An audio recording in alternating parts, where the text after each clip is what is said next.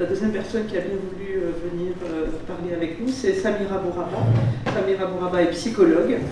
Pendant plus de 20 ans, elle a exercé au sein d'un service d'aide aux mineurs victimes d'inceste et poursuit désormais comme psychologue pour des adultes dans sa pratique libérale à Liège, au sein du centre Kintsugi. Elle intervient également comme formatrice et superviseuse sur ces sujets, entre autres au sein de l'association Parole d'enfants à Liège. Merci pour ces éléments de présentation. Merci pour cette invitation. Merci à chacun et à chacune d'être là aujourd'hui. J'ai évidemment préparé un texte pour dire ce que j'avais envie de dire en lien avec la recommandation de la formation des professionnels. Je vais juste peut-être situer mon propos aussi en reprécisant, comme ça, si elle a dit qu'effectivement je prends la parole comme psychologue, en lien avec l'exercice de mon métier, de ma pratique aux côtés des enfants, des ados et des adultes. Et je trouve intéressant quand même aussi de situer cette prise de parole dans une perspective temporelle, puisque moi j'ai commencé à travailler comme psychologue dans les situations de violence sexuelle intrafamiliale en 98. C'est pas rien de le dire, c'est pas rien de le préciser, parce que 98, on est quand même en Belgique à une date qui nous a aussi beaucoup fait croire et rêver à la libération de la parole. On est dans les suites directes de l'affaire Dutroux, dont on va commémorer les 30 ans cette année, les 30 ans de la Marche Blanche en 2026. C'est pas rien, on est 30 ans plus tard. Et on est, alors j'ai pas envie de casser l'ambiance à tout prix, mais on en est quand même à nouveau, encore et toujours, à dire que la parole des enfants, la parole des victimes, la parole des adultes se libère et que c'est essentiel qu'ils puissent s'énoncer, se reconnaître comme victimes de ce qu'elles et ce qu'ils ont subi, mais ça n'est rien d'autre à peu près qu'une situation assez équivalente à celle qu'on était il y a 30 ans, quand, dans le contexte de l'affaire Dutroux, des dizaines, des centaines d'enfants ont pu révéler qu'ils étaient victimes de violences sexuelles, non pas du fait d'un prédateur, mais du fait d'un membre de leur famille, comme vous l'avez dit, père, beau-père, grand-père, cousin, cousine, tante. Donc voilà, moi c'est important pour moi d'être là, mais c'est en même temps très désarmant se retrouver là 30 ans plus tard sur finalement des choses sur lesquelles moi ce que je peux amener en tout cas c'est une expérience de 30 ans. Donc ça c'est quand même à mon niveau personnel. Ces 30 années-là, elles ont servi à consolider ma pratique. Donc, Satia l'a dit, de psychologue. Donc, j'ai accompagné pendant plus d'une vingtaine d'années des mineurs victimes d'inceste, donc avec la volonté de travailler avec l'enfant, de proposer une aide à l'enfant, mais aussi la volonté de travailler avec les familles de ces enfants, en rejoignant la nécessité que, bien entendu, il faut que les enfants puissent parler, mais il faut surtout qu'à partir du moment où ils aient parlé, il y ait derrière eux des adultes qui les croient et puis qui les soutiennent.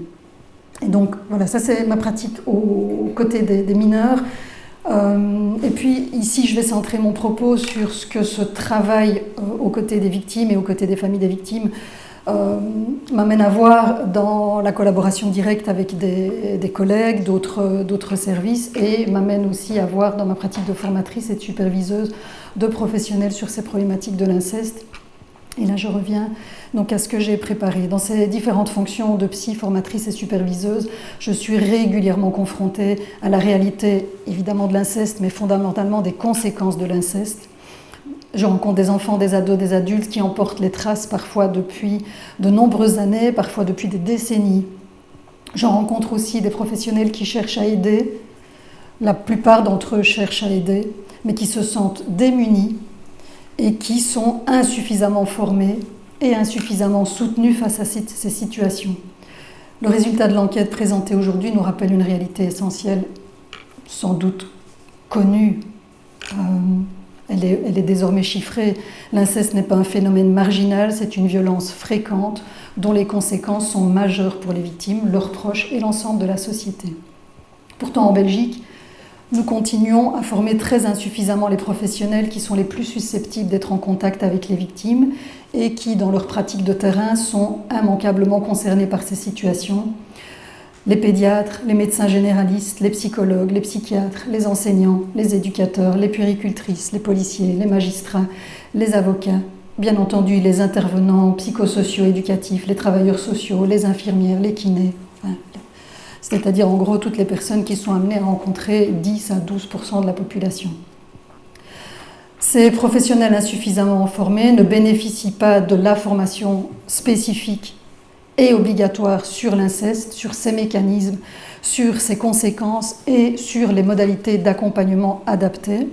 Ce constat est difficilement compréhensible lorsqu'on considère l'ampleur du problème et lorsqu'on considère l'ampleur des répercussions en matière de santé publique, en matière de récidive, en matière de revictimisation. Les conséquences de l'inceste sont aujourd'hui largement documentées. Elles concernent la santé mentale avec des taux plus élevés de dépression, d'anxiété, de troubles dissociatifs, de conduite suicidaire, d'état de stress post-traumatique, de vécu d'impuissance, de vécu de stigmatisation. Je suis là sur les grandes lignes les plus génériques, mais il faudrait décliner ça en autant de symptômes, en autant de difficultés manifestées par les enfants, les ados et les adultes.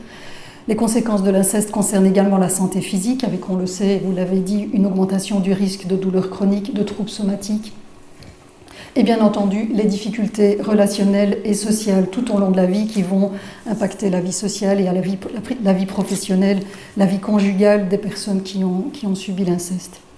Mais au-delà des conséquences visibles, il faut aussi revenir sur une formation qui permette aux professionnels de comprendre la caractéristique fondamentale de l'inceste qui est précisément son invisibilité.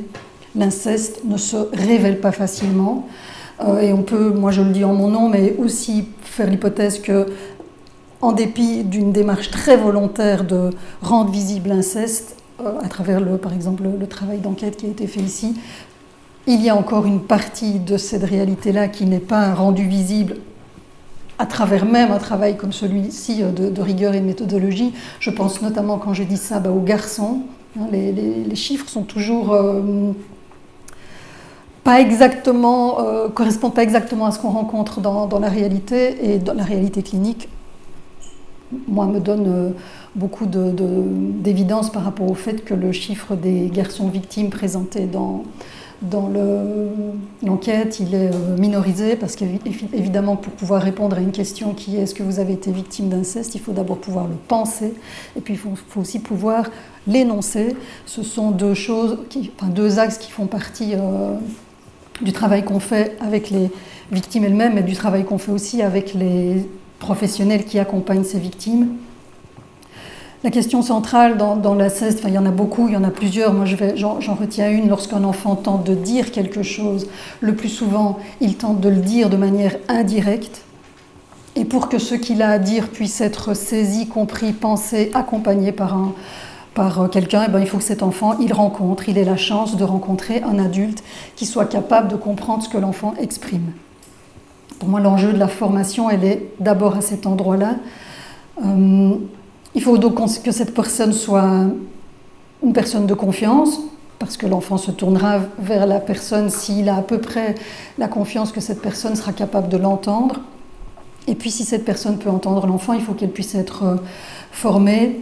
Quand on parle de formation, on ne parle pas d'une conférence de 2 heures, on ne parle pas d'un webinaire ponctuel ou d'un module optionnel qui va être ajouté à la marge d'un cursus professionnel. On parle d'un véritable changement de culture professionnelle. L'inceste est une réalité complexe. Sa compréhension nécessite des connaissances spécifiques qui ne s'improvisent pas et qui vont, à minima, inscrire l'inceste dans le champ des violences intrafamiliales et non pas, comme c'est encore trop souvent le cas aujourd'hui, dans le champ de la sexualité. L'inceste est une violence intrafamiliale parmi d'autres, et sa compréhension nécessite donc vraiment une connaissance spécifique de ce type de violence intrafamiliale. Caroline l'a dit, elle suppose de connaître les mécanismes d'emprise, les mécanismes du traumatisme, le pourquoi les révélations sont toujours partielles, pourquoi elles s'inscrivent toujours dans un processus qui va avancer en fonction des réponses que l'enfant reçoit et qui va s'arrêter aussi en fonction des réponses que l'enfant reçoit. Donc voilà, c'est tout ça dont il faut se préoccuper quand on parle de formation des enseignants, des pédiatres, des médecins, des policiers, des magistrats, des psychologues. Je vais avancer un petit peu plus loin pour que donc mettre en avant que la protection des victimes ne doit pas dépendre de rencontres heureuses ou de sensibilités individuelles. Elle doit nécessiter un véritable maillage collectif Un enfant victime va rencontrer successivement une institutrice, un médecin, un éduc, un policier, un magistrat, un psychologue, et en grandissant encore et encore d'autres professionnels, chacun et chacune d'entre eux constitue potentiellement un maillon de la chaîne de protection et un maillon de la chaîne de reconstruction, un maillon de la chaîne du soin. C'est de tous ces maillons-là dont on a besoin pour permettre aux personnes qui ont subi l'inceste de récupérer une vie à distance des violences qu'elles ont subies, une vie de capacité, une vie de joie, une vie de, je sais pas, de bonheur, tellement à distance en fait de l'état dans lequel les victimes sont quand on les laisse se débrouiller seules ou se débrouiller avec leurs familles qui sont elles-mêmes complètement enfermées dans des dynamiques qui font aussi partie des dynamiques qu'il s'agit de comprendre pour rester le plus loin possible des professionnels capables de penser l'inceste, capables d'accompagner l'inceste, capables d'accompagner les victimes. Former les professionnels, c'est leur permettre de résister à la banalisation, c'est leur permettre d'agir avec discernement plutôt que d'agir avec peur, comme c'est encore trop souvent le cas. C'est améliorer le repérage, l'orientation et l'accès aux soins. Cette recommandation n'est ni accessoire ni secondaire, elle constitue une mesure de santé publique. Elle constitue une condition indispensable pour que les victimes rencontrent enfin sur leur chemin des adultes capables de reconnaître ce qu'elles vivent, capables de les croire, capables de le protéger, capables de les accompagner. Je terminerai par cette conviction simple. Nous ne pouvons pas exiger des professionnels qu'ils voient ce qu'on ne leur a jamais appris à regarder. Nous ne pouvons pas exiger d'elles et d'eux qu'ils comprennent ce qu'on ne leur a jamais appris à penser. Former les professionnels n'est pas une option, c'est une responsabilité collective. Je vous remercie.